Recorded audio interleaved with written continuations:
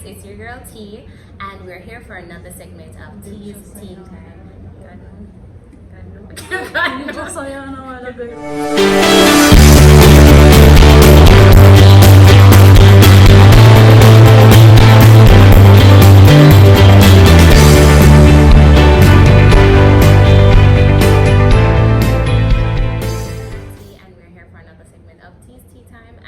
We are here with my girl Jhanelle Mair, top chef, chef first class, girl after my heart, as she is doing something that you know your girl loves to do. I am when it comes on to the culinary field, I'm one that is just in love with food. So of course I had to have someone on this segment to just talk food and share their story on their journey as it relates to hospitality. So as I said, this is Jhanelle Mair, and she will share with you her journey into the culinary world. So I am Chef Jhanelle Mair. I am from Westmoreland originally, right? Far country or whatever. Let me hear all of it. Yeah, sure, fine.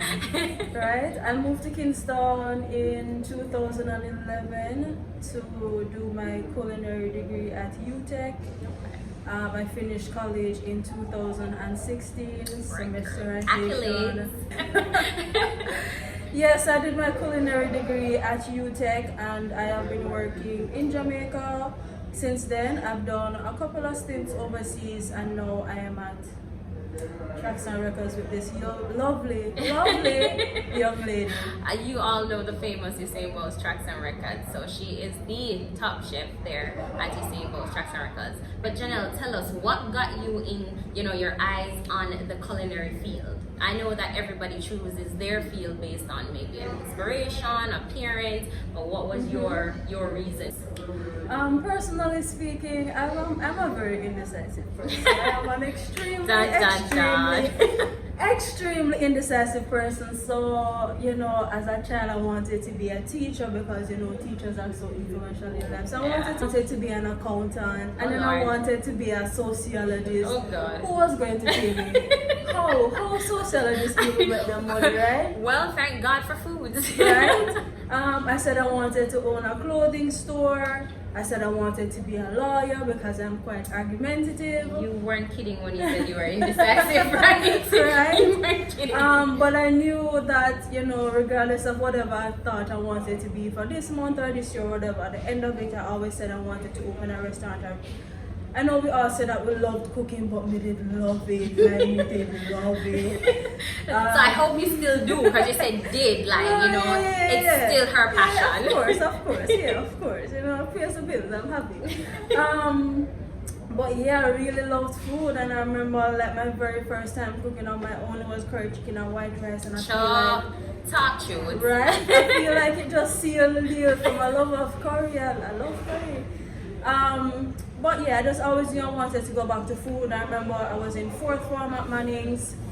Blue bloods everywhere. Listen, let's not even start with the accolades. What's but up? Big up the Mannings people, and just because Jhanelle is here, but hey, send you for my head girl. I'm just saying. I'm not to toot my own horn, but hello. But yeah, so I was in 3rd form going into 4th form. You have to choose what it is that you're going to do, and I ended up choosing the arts because at the time I loved literature and I loved English and I loved reading a lot. Yeah. And I remember just one evening I'm at home watching TV, and it was a sitcom, and I tell the story all the time. Where the lady, she was going on and on about her flambe and was gonna be so good, and she had a little dinner party, and I remember feeling so what's the word? Not jealous, but I felt like I ate, like I'm saying, I want to talk about my flambe like that, you understand? I want to talk about my flavors. I want to be excited about my food, and then I had just this epiphany and this big moment of realization. That's always the moment, that's the deciding factor, like, aha, that's what I want to do with my life. And it was like, wow, everything makes sense, because I was always saying, when I'm finished being a lawyer, I never wanted to be a doctor. When I'm finished being a lawyer, when I'm finished being... No, yeah, so I'm gonna save lives, okay. after I finished being, a sociologist, a teacher, a lawyer, whatever, that I was gonna come back to food and just like, why not have it be the first choice? What are some of the cuisines that you enjoy cooking most? Okay, so for me it's not so much about cuisines as it is about techniques. I like if whatever I'm cooking, I know that I am following the technique, because that is what really and truly makes me feel like a chef. I feel like that is the differentiation between, someone who has put in the work to be a chef and someone who is a cook. So I mean, it's the simple things like just building up my flavors, whether it's a pot of rice and peas, or I'm looking about, some Chinese food, or you understand, whatever it is. So I'm big on techniques more than I am on the actual cuisine. I'm big on flavor profiles more than I am on the cuisine. I'm more interested in ensuring that if it's Japanese inspired, you understand, you can taste that element. If it is that it's Mexican inspired, then you can see it, So I don't have favorites. I don't have a favorite meal. I don't have a favorite color, stuff like that. But getting the technique right and getting the flavor right, that's what I like. That's key, and that's very important, especially when it comes down to presentation. And I know she's not tooting her own horn, but I will for her. This girl has traveled. She has prepared cuisines for class of people. She even went to represent Usain Bolt's Tracks and Records launch in the UK. So she's not tooting her own horn, but she's done it. And she's still doing it. She recently entered into a competition and won the Nestle competition. Tell us a little bit more about that. I know you don't want to, talk about yourself like, hey, I'm a big deal. But she has it going on. Okay, so the Nestle competition, alright. That ended up being a part of the Nestle competition because they came to me on a very chill, laid back day. In general, one of the good days, right? In general, I'm not one to necessarily, put myself out there like that. I just believe that, the work speaks for itself, and personally, I'm not a fan of like pushing myself. Look at me, I'm a chef. No, that's not me. But I enjoyed the competition. It was very challenging. I'm not even going to pretend. I remember I would have work at 2 and I would be in the restaurant at 6 a.m. With my ring light, with my phone, prepping the things, making videos. Right, I'd have my notes from the night before. I'd be researching different video styles. I think that if you had followed me the competition, you'd realize that each week my video was a little bit different. It was. I will definitely leave a link so you guys can see what the whole journey for that Nestle competition was about and see her dishes that she made, which were really awesome. So each week was a little bit different, and I mean, mentally it wasn't easy, because when you put yourself out there like that, you understand, you are open to public criticism. You are open to so many opinions, from strangers. And Jamaicans, they like to eat you alive, dissect everything. Jamaican people love to tell what upon their mind. Jesus. Even the good, the bad, and the ugly, the bad, the in between. But what I tried to do was I tried to focus on myself. So as much as I knew some of the other chefs and I absolutely wanted us all to do well. I didn't watch their videos. Not because I'm a bad mind. But I didn't want to be influenced by what they were doing. I didn't want to look at the winner's video and think like, oh well, they're better than me. Yeah, man. Or she had her plate like this, so this week I'm gonna do my plate like this. I wanted to be true to myself. I wanted to present my food how I present it. I wanted to talk how I talk, and in the end, I campaigned like a politician, right? I just decided that at the beginning I knew this was going to be mine. Somewhere in the middle, I think I lost a little bit of hope. But in the end, it's like, listen, man, you can't lose. Like, you're too bossy. True. I just went all out. And she did. She did go all out, to be honest. As I said, I will definitely leave that link for you guys to see everything that she prepared and just her winning dish that really pushed it over the top. But what I want to know from you also, Jhanelle, which is also a question I have for myself, and I'm sure other persons has this question. When working in the hospitality field, which is a really time-consuming field, it is one that I remember a lecturer said to me that this field owns your life. If you are it owns your life. If you're somebody that has a family, if you're somebody that is in a relationship, whatever social life you have outside of work, it will be a challenge. What has it been like for you? Living your own personal life and being a chef, running a restaurant, you know. Oh boy, where do I start? Yes. What personal life? No personal life. You know, I always knew going into this field, or before I even said that, I think I read this book called Kitchen Confidential, and it's an amazing book. If you're a chef, I think you absolutely have to read it. It's so transformative. It really, you know, helped me decide what type of chef I was going to be, what kind of executive chef I was going to be, whether I was going to be an artist or a craftsman. Right. Personally, I believe I'm a craftsman. I'm about the work. I'm about the hardness of the work, the toughness of it. I'm more the artist. Right. Yeah. You know, more about the looks and the fire. Look, exactly. No, that's me. no, that's not me. I'm the craftsman, and that's okay. One of the things that stood out for me was the author saying that the kitchen is a place for misfits and outcasts. Yeah. And while I'm not a misfit or an outcast, I do understand what he's trying to say. It's not for the socialite. It's not for the persons who need that social life, who needs to go out all the time, who needs to have their friends. You understand? I've always been a very hardworking person. I've been working since I was in high school. So working in the industry now, I mean, I feel like it's neither here nor there to me anymore. Yeah. There are times when I, you know, some like, weekends, oh after weekends, I said, geez, I'm pissed. I want to go out. But for the most part, you know, I just look at it as my grinding years. Yeah. I'm working very hard now. I'm 27, I'm going to be 28 soon. 27 young. Yeah, I'm going to be 28 soon, and you know, the 20s are for working hard. It is. So that's what I'm doing now, and I'm trying to set myself up. So a little bit later, I'm not working so hard. I'm persisting in my kitchen, working hard for me. So what about the future for kids and family and Mr. and you know. You know, mega fast in business. Whoa there. Whoa. We're cooking in our life now. Whoa. The last thing I want to do now is stop. Yeah. The last thing I want to do is take that break. I couldn't imagine being away from the kitchen for 3 to 4 months. You know, I feel like I'd come back and just I wouldn't even recognize the kitchen anymore. That's don't know how where I a feel. knife is from a fork. I couldn't imagine doing that. I know that eventually I am going to have to slow down. But like I said, my 20s are for grinding. I feel like kids can come a little bit later. You know, I just kind of realized from earlier out that I would need a very understanding partner. Yeah. I would need someone who understands that I'm not available on the weekends, that I am working very late shifts. I mean, before Corona, I was getting in at 3 a.m.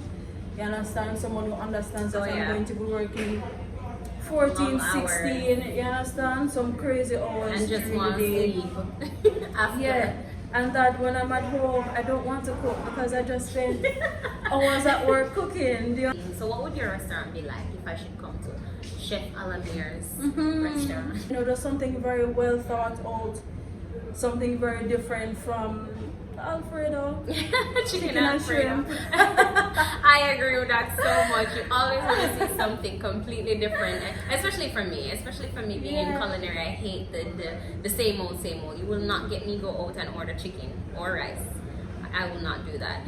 But I want you to tell our viewers, especially as I said, persons in the hospitality field, persons who want to venture off into this kind of career. What are some of the tips that you would give them on their journey to say, hey, these are some of the paths that you should take when traveling on this hospitality journey?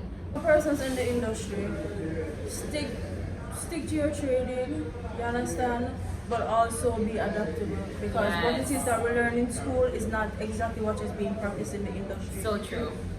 So you have to find that balance between, you know, adapting to the industry, but also staying true to who you are as a chef, what you've learned. You understand what your schooling has taught you. Make as many connections as you can. Definitely, that's key.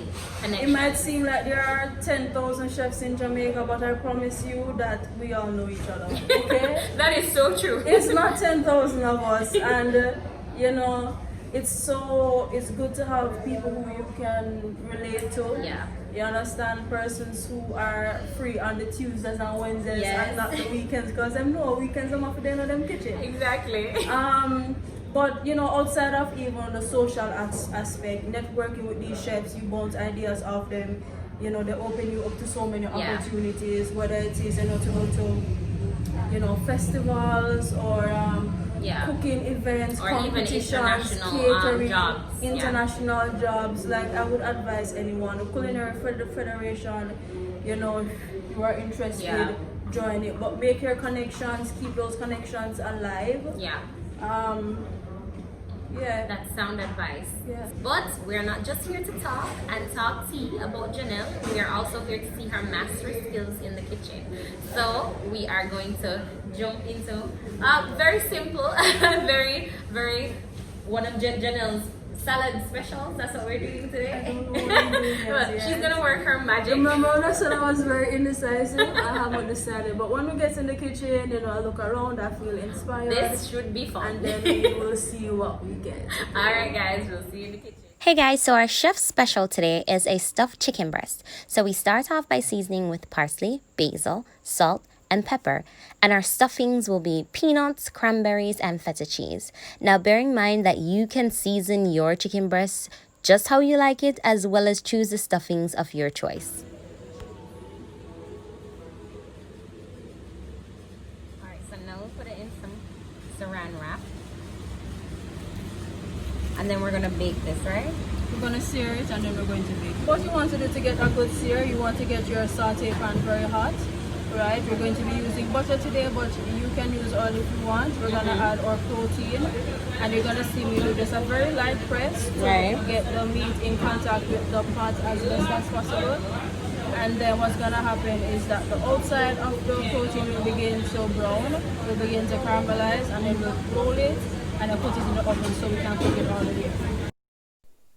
Yeah, girl. No chicken in a pot of sear, stay so. Brown over the side, yes, so. Little rosemary in the pot, a little butter, nice with the thyme on the side. Talk shoots. Take up the little butter juice, roll over on the chicken, make it nice and seary. No, so this need crowd. Crowd need for drop on that one, yeah. Okay, guys, so this is the finishing dish. We are now going to plate our stuffed chicken breast. And what are we putting on the plate here, Jhanelle? Alright, so that's some sun-dried tomato sauce, because I wanted something a little savory that's going to complement the sweetness of the cranberry and the fat of the walnut. And here we have some steamed green beans. Mashed potatoes. Is that just Irish potato, or is it sweet potato and sweet Irish potato together? That looks so good.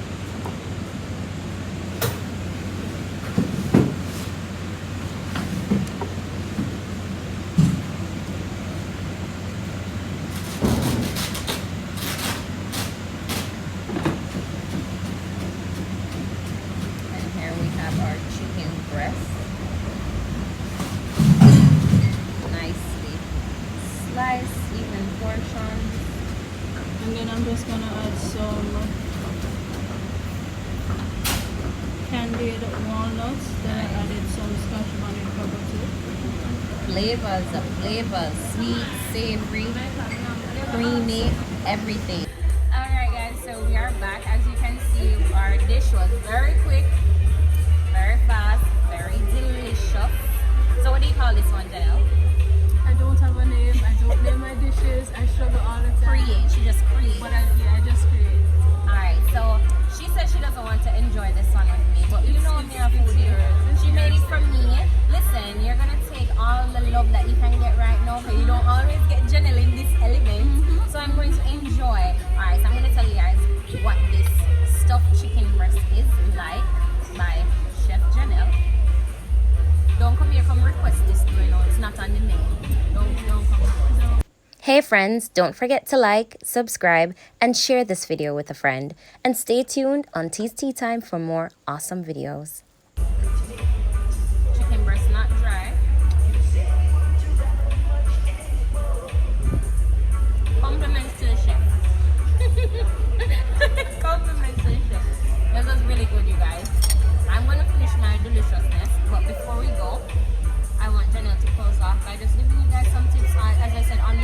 journey and just all the endeavors that you decide to go into. What are some of the pointers that she has for you and just some words of inspiration going forward? I guess I'll just share with you some of the things that have kept me going, especially, you know, when the going has been very tough. You know, remember why it is that you came into this industry. Yeah. Try to remember the passion and the joy and the excitement you felt when you just started, because it's that feeling, it's those memories that are going to bring you through the very tough times. And long nights. And long nights. And like I said before, you know, just stick to your training, stick to what you were taught. And you know, the industry is always changing, it's always evolving, there's always new trends. Yeah. So try to stay abreast, try to, you know, move with the industry, try to continue to learn. And if it is that you feel as if, you know, you've learned it all, I promise you that you have not at all. Thank you guys so much for joining us. I'm your girl T, and it was always a pleasure. So continue to look up, live up, and bless up. See you guys next time. Hey there, my T fans. How are you guys doing? I hope you guys can hear me. We are here on location at Usine Boats Tracks and Records, having tea with Jhanelle. Jhanelle, what your last name? What Jhanelle last name again? Mair?